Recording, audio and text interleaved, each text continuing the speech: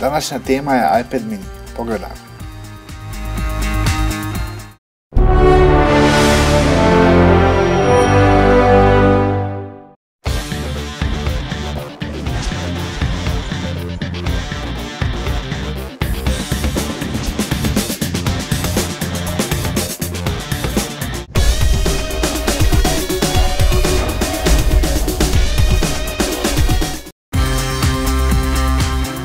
Dobrodošli u video preglede.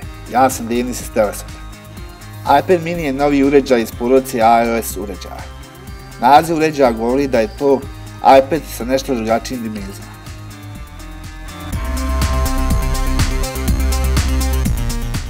Ekran ovog uređaja je veličine 7,9 inča, što mu daje simpatičniji dizajn.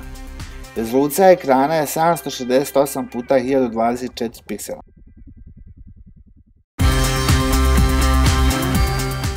Debljina je također manja od standardnog iPada i iznosi 7,2 mm.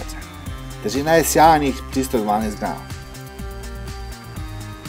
Procesor ugrađen u iPad mini je A5, dvojezgrani na 1 GHz. Isti procesor se nalazi i u iPhone 4S.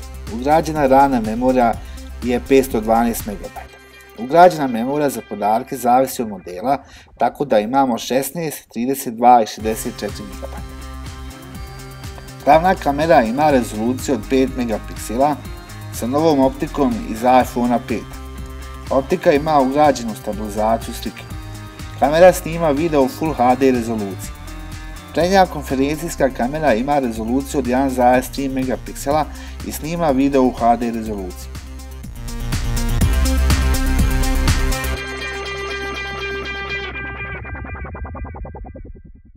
iPad mini dolazi u dvije varijante, sa i bez SIM kartice. SIM kartica služi za internet preko mobilne mreže i podržava i novu 4G mrežu. Pored toga svaki iPad mini ima i Wi-Fi mrežni mod.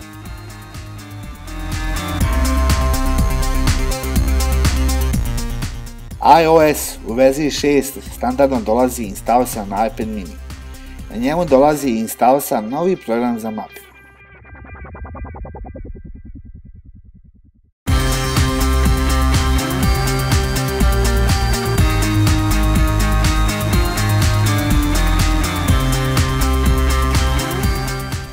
Napraviti ćemo brzi pregled softvera.